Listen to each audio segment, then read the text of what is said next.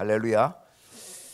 네, 오늘도 수요예배 오신 여러분을 환영하고 축복합니다. 예배의 자리를 지키는 열정 감사합니다. 또 예배의 자리 속에서 사모하는 심령 또 감사합니다.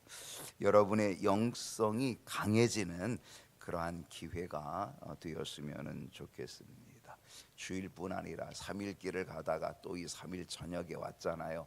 정말 우리의 영적인 그러한 부분들이 채워지고 또 세워지는 그러한 시간이 되었으면 좋겠고, 이 세상의 문화와 이 세상의 풍조 능히 이겨낼 수 있도록 거기에 빠지지 않고 세상을 이길 믿음, 능력 소유할 수 있는 그러한 기회, 우리 모든 성도님들 다 될 수 있기를 소원합니다.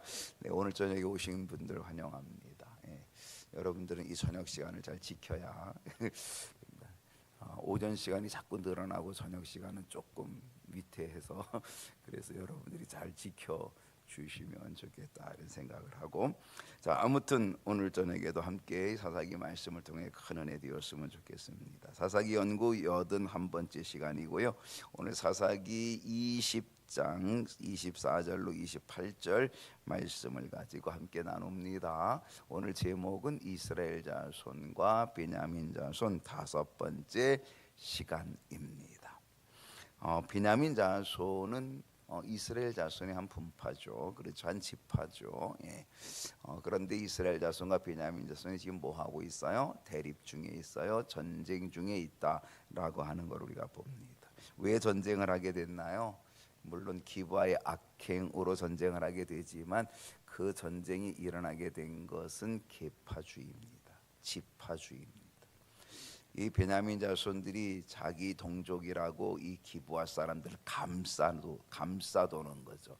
그들의 악행을 징계했더라면, 그들의 악행을 공개적으로 처단했다라고 한다면 전쟁까지 갈 필요는 없었던 건데, 그런데 지파주의, 계파주의, 그래가지고 자기 지파 기브아를 보호하고자 하는 바로 이 지파의식, 이것이 결국은 전쟁으로까지 나아가게 되었다라고 하는 걸 우리가 보게 됩니다.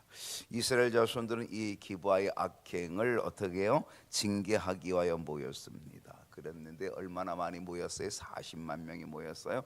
그래서 그들은 이 40만 명이 모인 그것을 보고 그들은 어떻게 해요? 스스로 전쟁을 결정합니다. 왜? 이 정도면 충분하다. 이 40만 명이면 저 베냐민을 치기에 넉넉하다라고 생각을 한 거죠. 베냐민은 2만 6천 명밖에 안 되거든요. 그러니까 40만 명을 가지고 능히 이기리라 이렇게 해서 그들 나름대로 이미 전쟁을 결정해 버렸다라는 겁니다.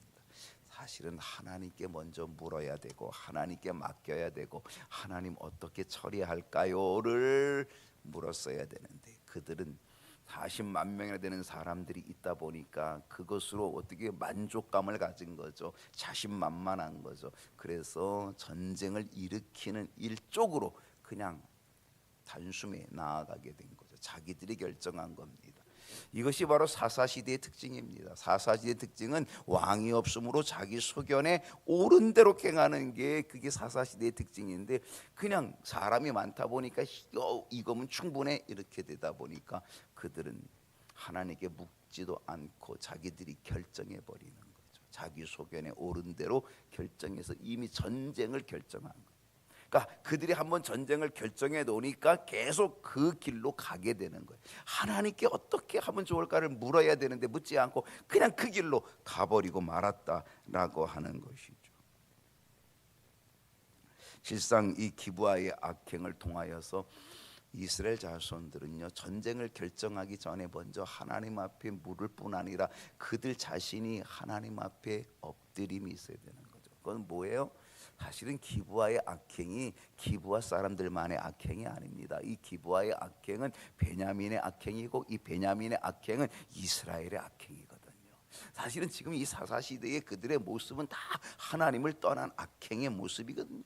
그래서 왕이 없으므로 왕을 버림으로죠. 왕을 버림으로 하나님을 버림으로 자기 소견에 옳은 대로 해왔던 시대, 바로 그 속에 빠져 있는 거거든요. 그러니 이 기브아의 악행을 보면서 베냐민의 회개에 자기 자신을 돌이켜보고 이스라엘 자손들도 자기 자신을 돌이켜보는 그러한 기회가 되면 얼마나 좋겠어요. 회개할 기회가 되면 얼마나 좋겠어요. 그런데 그들은 자기 자신들의 죄는 생각하지 않아요. 자기 자신들의 잘못은 생각하지도 않아요. 단지 기브아의 악행, 너희들 이럴 수 있어? 기브아의 악행을 정죄하는 거죠. 그래서 그들을 정죄하고 단죄하려고 그 전쟁을 그냥 일방적으로 일으키게 되었다라고 하는 것이죠.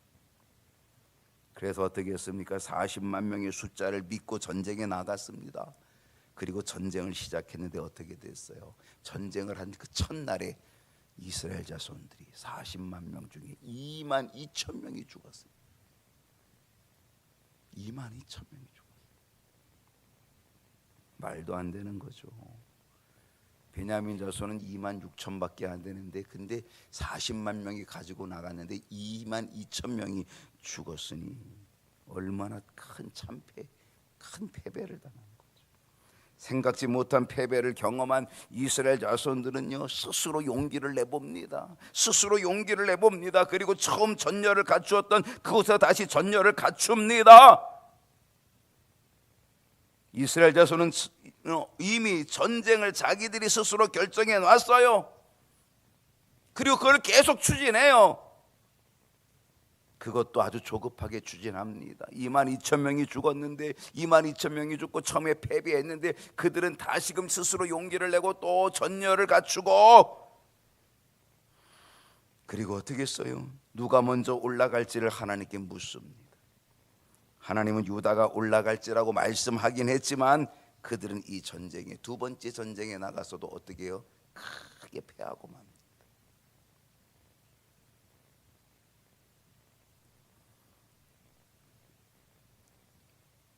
첫 번째 문제를 한번 보십시다. 오늘 주보에 네 문제가 있는데, 오늘 첫 번째 문제가 바로 이 두 번째 전쟁의 이야기입니다. 두 번째 전쟁의 결과가 뭐냐는 거죠. 24절을 한번 볼까요? 자, 24절 읽어봅시다. 시작. 그 이튿날에 이스라엘 자손이 베냐민 자손을 치러 나아가매. 언제요? 이튿날에.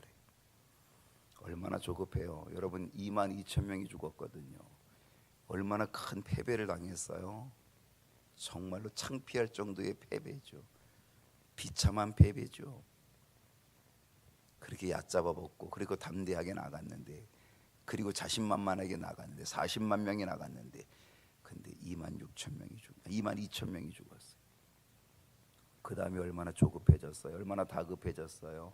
그래서 그 이튿날에 다시 전열을 정비해가지고 그냥 또 하던 대로 또 나간 거죠. 사실 그렇게 되면 하나님께 물어야 되는 거죠. 정말 하나님은 어떻게 된 겁니까?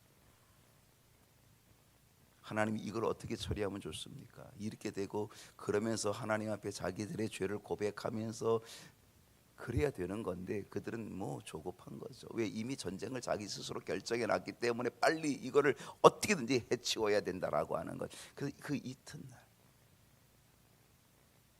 이스라엘 자손들은 베냐민 자손을 치러 또 나아갑니다. 25절 보게요. 25절 시작. 베냐민도 그 이튿날에 기브아에서 그들을 치러 나와서 다시 이스라엘 자손 18,000명을 땅에 엎드렸으니 다 칼을 빼는 자였더라. 이스라엘 자손들은요, 첫 번째 전쟁에서 2만 2천 명이 패하였죠. 죽었다 그랬잖아요. 그리고 하나님께 묻고 다시 나왔는데, 이번에 두 번째 전쟁에서 또 다시 18,000명이 죽게 되는 참패를 또 합니다. 두 번씩. 한 번도 아니고 두 번씩. 2만 2천에다가 18,000 더하면 몇 명이에요? 4만 명. 참 묘하죠. 몇 명이 나갔어요? 40만 명. 10분의 1이에요. 참 묘해요. 40만 명 중에 10분의 1이 죽었다는 거예요. 그 4만 명은요, 베냐민 족속 2만 6천에 비하면 그들을 뛰어넘는 거의 한 1.5배 되는 그런 사람이 죽은 거예요.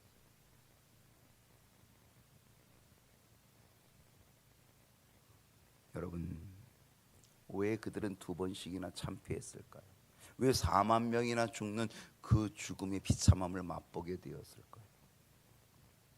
그것은 이스라엘 자손들은요, 숫자를 의지했기 때문이에요.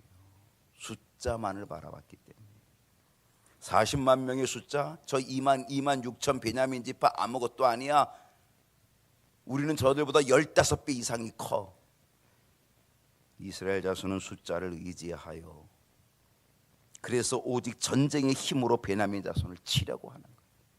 그러니까 이 이스라엘 자손들의 생각은 오직 전쟁밖에 없는 거예요. 거기다가 지금 첫 번째 패했죠, 두 번째 또 패했죠. 그러니까 계속 그들은 뭐예요? 전쟁에 대한 전쟁이 전쟁. 오직 전쟁의 힘으로 베냐민 자손을 치려고 하는 것, 바로 이것이 그들에게 문제인 거죠. 이스라엘 자손은 하나님의 방법을 묻지 않았어요. 그들은 자기들의 방법으로, 자기 소견에 오른 대로, 그리고 전에 하던 대로, 전에 하던 대로 전열을 갖추어서 했을 뿐이에요.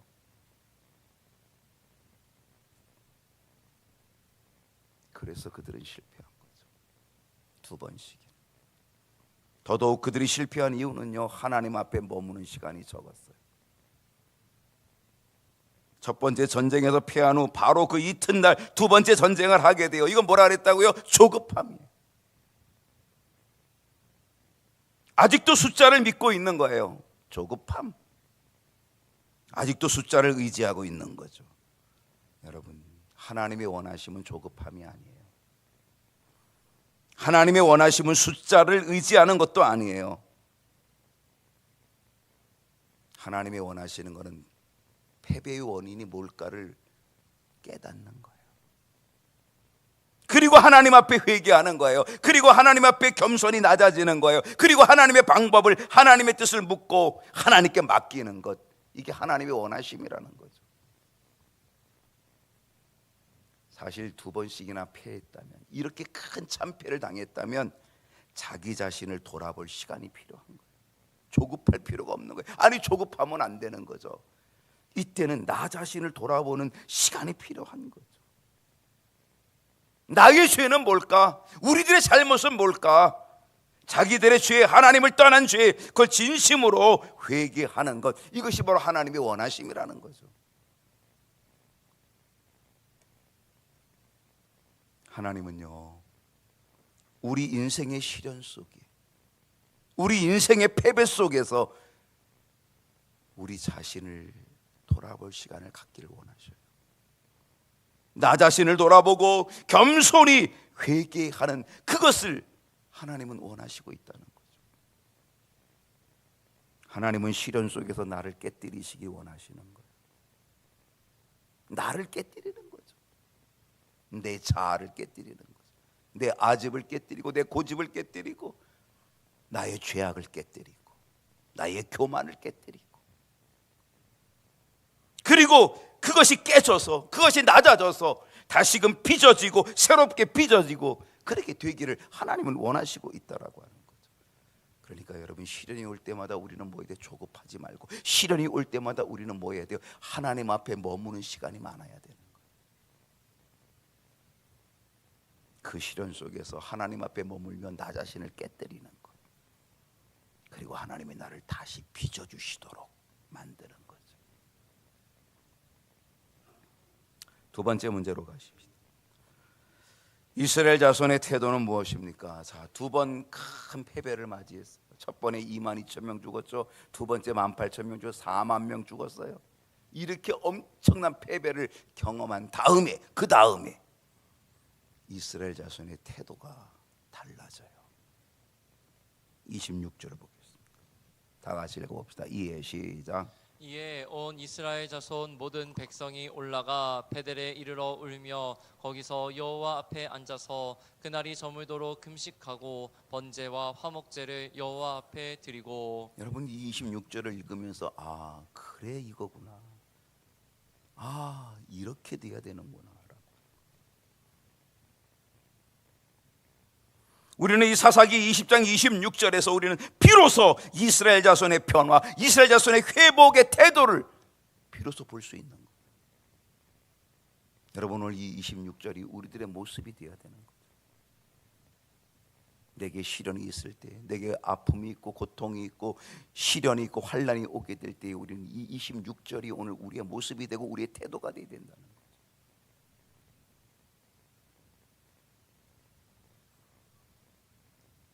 두 번의 전쟁의 실패 속에서 갖게 된 태도, 4만 명의 죽음,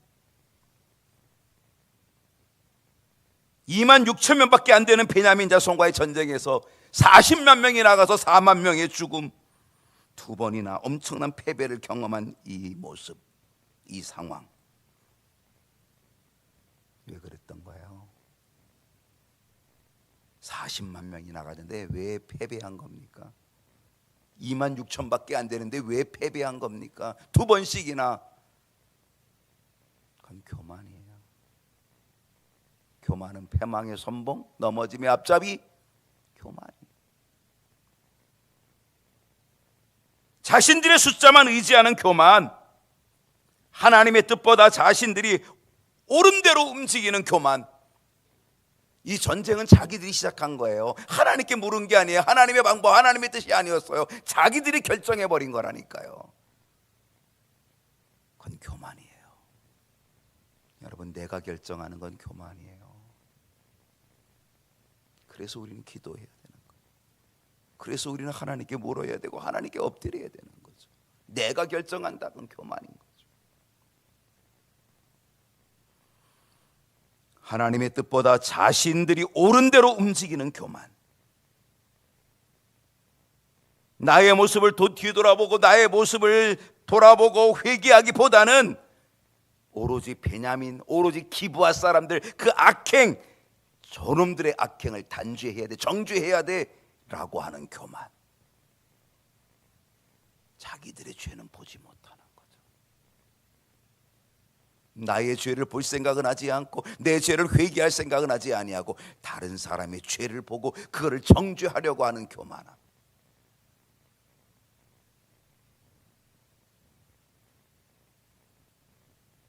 이스라엘 자손의 태도는 뭡니까? 베델로 올라갔다는 겁니다. 어디로 갔다고요? 베델로. 여러분, 베델은 뭐예요? 베델은 하나님의 집이에요. 그게 베델이에요. 여러분, 베델로 올라간 사람 하면 누가 생각나요? 야곱이 생각나죠. 야곱이요, 12아들이 있었는데 그 12아들 플러스 딸 하나가 있었어요. 디나라고 하는 딸이 있었어요. 디나. 아들이 12이고 딸이 하나예요. 디나. 근데 이 디나가 세겜 족속에게 강간을 당해요. 그래서 이 세겜 족속과 언약을 맺는데 가짜 언약을 맺어요. 우리 딸 디나를 주고 우리가 서로 교통할 테니까 너희들 모든 남자가 다 할례를 받아라. 할례 받으면 우리 딸 다 주고 너희 딸도 우리가 데려오고 우리 재산이 다 니네 거 되고 이렇게 할 테니까 할례 받아라. 그래서 어떻게 했어요? 세겜 족속들이 다 할례를 받았어요. 그리고 할례를 받아서 가장 아플 때에, 꼼짝 못하고 있을 때에 시므온과 레위가 칼을 들고 나가가지고 그 남자들을 전부 다 찔러 죽였거든요.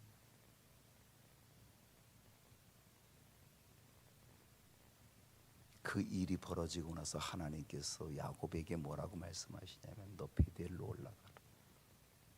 너 나에게 서원한 것 있지. 네가 베델에서 서원한 거 있잖아. 그 베델로 올라가라. 그래서 야곱이 베델로 올라가거든요. 그 서원을 지키려고 베델로 올라간 사람이 야곱이. 그게 베델이거든. 아마 이 야곱이 베델로 올라가서 하나님께 회개했을 거예요. 자기가 서원을 지키지 못한 것. 그 환난 중에 하나님이 베델로 올라가라 해서 결국 그 야곱이 베델로 올라가는 거죠. 바로 이 베델은 하나님의 집입니다. 하나님은 우리를 어디로 올라가기 원하시냐? 베델로 올라가기 원하신다는 사실이에요. 여러분, 지금 이스라엘 백성들은 어디로 가고 있어요? 이스라엘 자손들이 어디로 가고 있어요? 베델로 가고 있어요. 근데 어떻게 갔냐면요, 이에 온 이스라엘 자손 모든 백성이 베델로 올라갔대요. 40만 명 중에 4만 명이 죽었어요. 36만 명 남았어요. 그 36만 명 모두가 다 올라갔대요. 대표로 간 게 아니에요. 다 올라갔어요. 모든 자손이 다, 모든 백성이 다 베델로 올라갔다는 거죠.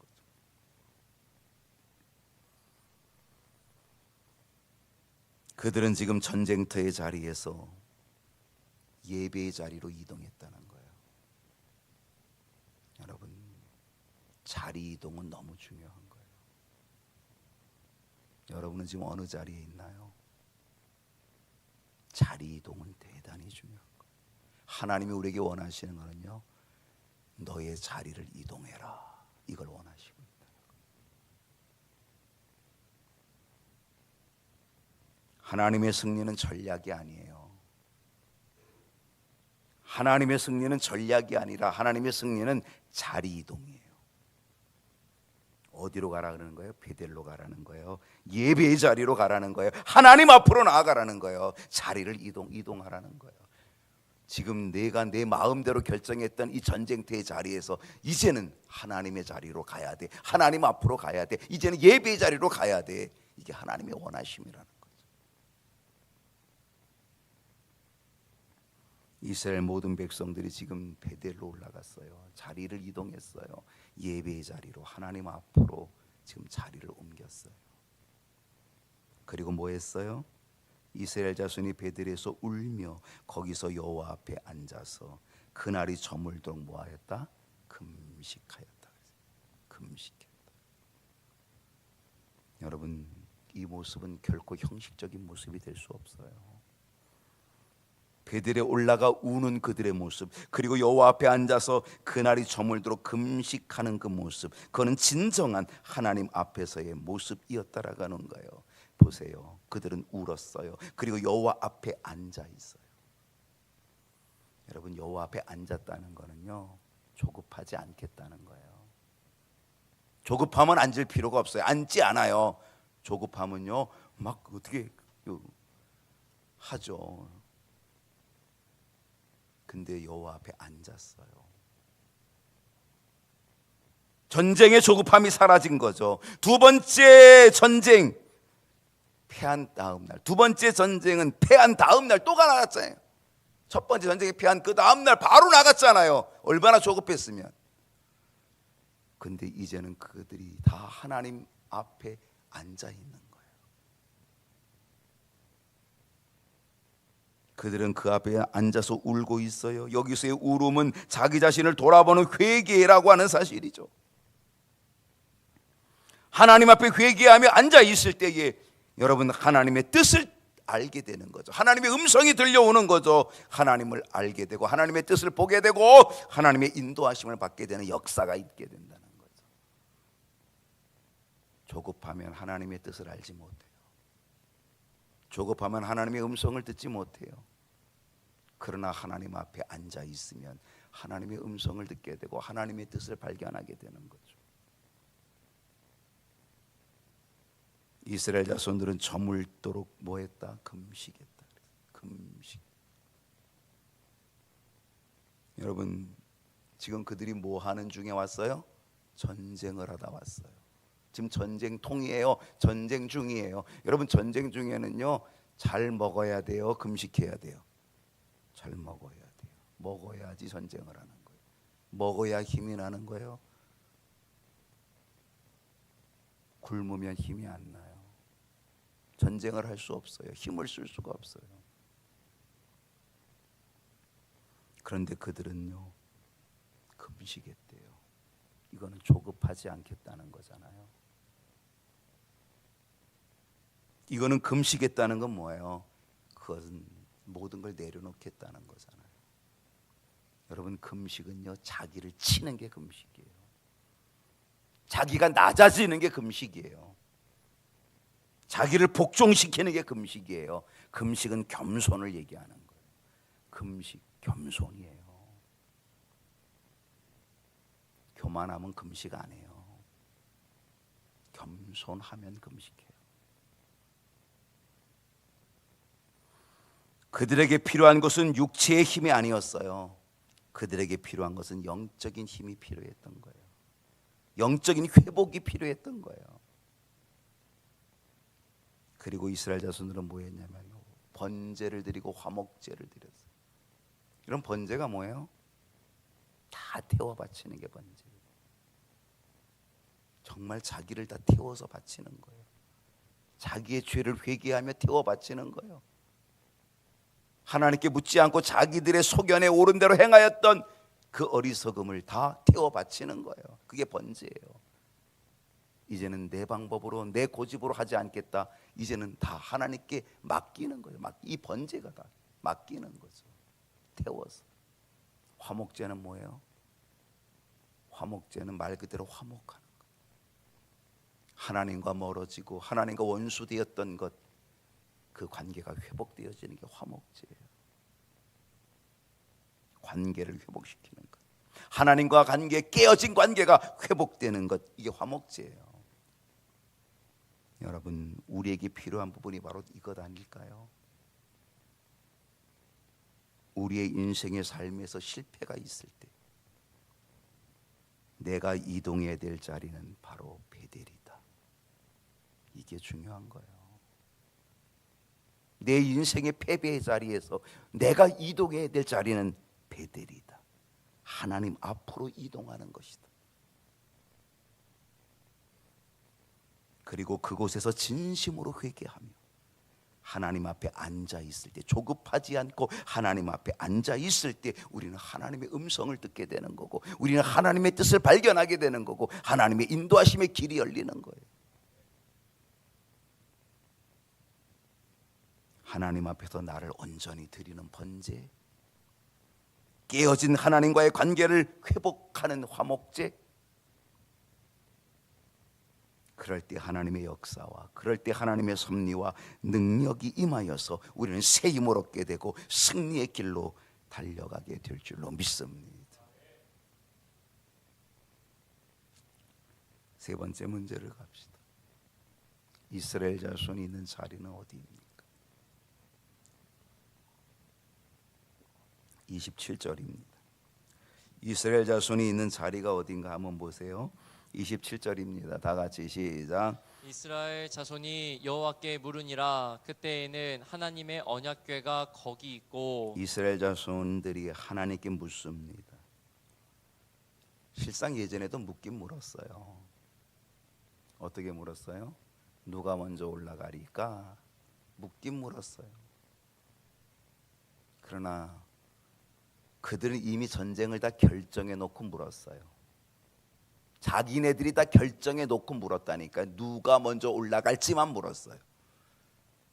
어떻게 하나님 이 기브아의 악행의 이 문제를 어떻게 해결하면 좋습니까? 라고 묻지 않았어요. 그러면 하나님이 기브아의 악행을 어떻게 해결하라? 라고 하나님이 또 알려주셨을 텐데, 근데 그들은 하나님의 방법을 묻지 않았어요. 그냥 누가 먼저 올라가리까 그것만 물어봤어요. 그리고 이미 전쟁은 자기들이 다 결정해 놓았어요.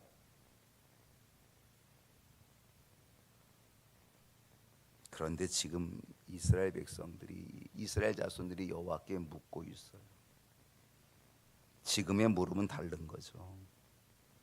여기서의 물음은 어떤 물음일까요? 자기의 결정권을 하나님께 넘긴다는 거예요.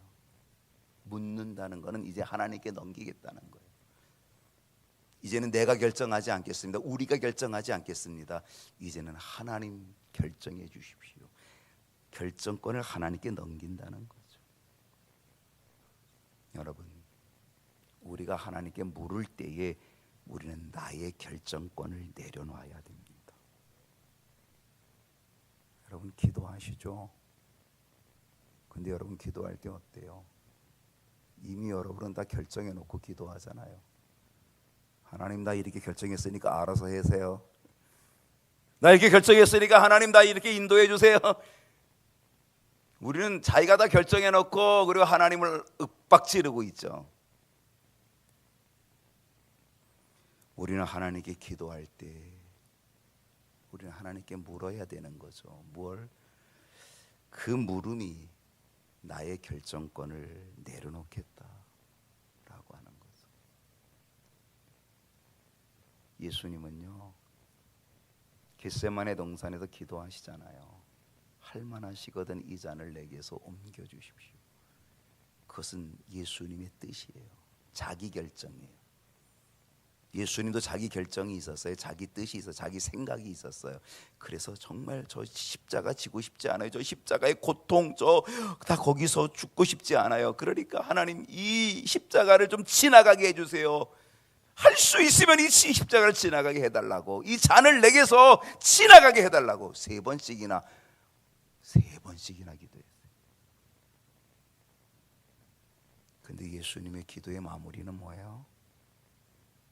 자기 결정권을 자기가 하지 않는 거예요. 하나님께 맡기는 거예요. 하나님, 이 잔을 내게서 지나가게 하시지만 그런데 내 뜻대로 마시고 아버지 뜻대로 하시옵소서. 내 뜻대로 마세요. 아버지 뜻대로 하세요. 자기 결정권을 아버지께 맡기는 거죠. 그게 주님의 기도잖아요. 우리는 이 자기 결정권을 하나님께 맡기는 거 잘 안 해요. 오직 내 뜻대로 이루어 주셔야 돼요. 내 뜻대로 돼야 돼요. 이렇게 하지 하나님의 뜻 이루어 주세요라고 잘 얘기하는 거죠. 우리는 주님이 가르친 기도 가운데 뜻이 하늘에서 이룬 것 같이 땅에서도 이루어지이다. 이 멋진 기도죠. 뜻이 하늘에서 이룬 것 같이 하나님의 뜻이 이 땅에서도 이루어지기 원합니다. 정말 멋진 기도죠. 자기 결정권을 하나님께 맡기는 거죠. 더군다나 이 27절을 보면 이스라엘 자손이 여호와께 물으니라. 그때에는 하나님의 언약궤가 거기 있고, 이스라엘 자손이 지금 어디 있어요? 이스라엘 자손이 있는 자리는 언약궤가 있는 자리예요. 언약궤 앞에, 하나님의 언약궤 앞에 있다라고 하는 거죠. 여러분, 언약궤는 뭐냐? 하나님의 임재를 상징하는 것이 언약궤예요. 언약궤는요, 하나님 중심의 삶을 살아간다라고 하는 게 하나님의 언약궤라고 하는 거죠. 또한 이 언약궤는요, 하나님이 우리의 왕이심을 선포하는 게 하나님의 언약궤. 여러분, 이스라엘 백성들이 광야 생활하잖아요.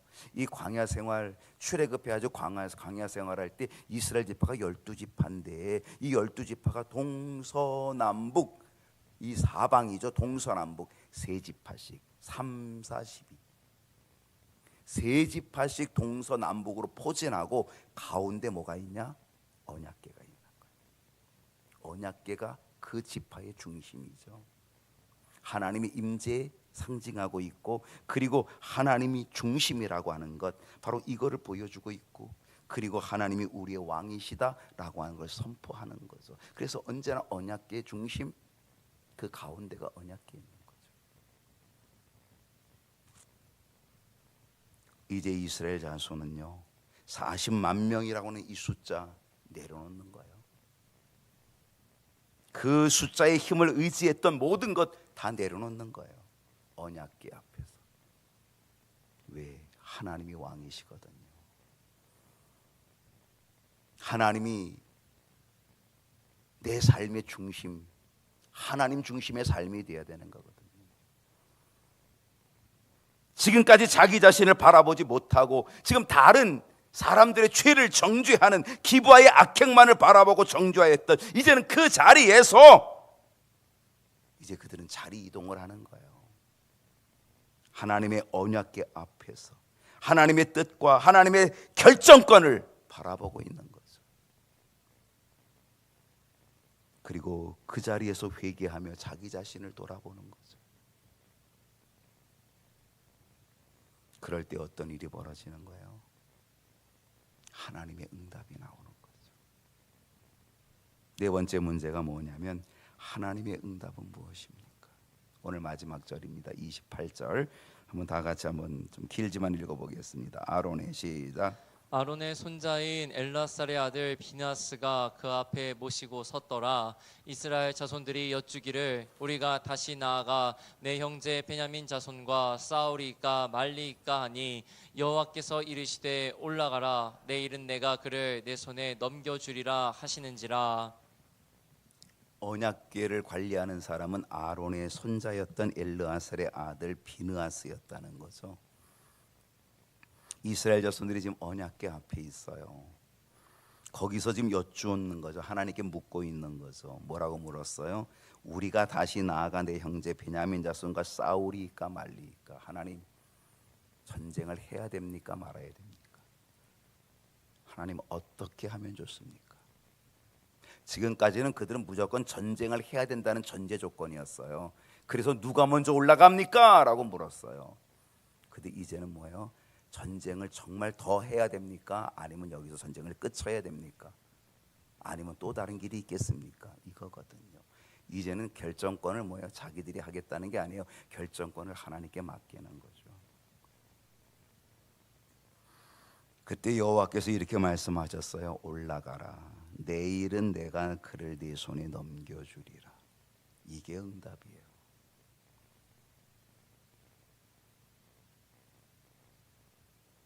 이스라엘 자손들이 자신의 생각을 내려놓고 자기들이 의지했던 모든 것들을 내려놓고 하나님 앞에 올라가 회개하며 하나님과 관계를 회복하며 자기 자신의 교만을 다 내려놓을 때에 비로소 하나님의 응답이 있게 되었다는 거죠. 올라가라. 내일은 내가 그를 내 손에 넘겨주리라. 2026년 베델로 올라가는 믿음이 있기를 축복합니다. 하나님 앞에 무릎 꿇는 겸손이 있기를 소원합니다. 나 자신을 버리고 하나님의 뜻을 구하는 믿음의 길을 걸어갈 수 있기를 바랍니다. 하나님과의 관계를 먼저 회복하는 모습이 되면, 그리고 자기 결정권을 하나님께 맡기면 하나님은 은혜를 주시고 응답을 주실 줄로 믿습니다. 그 한 해가 되기를 축복합니다. 찬송하고 기도합니다.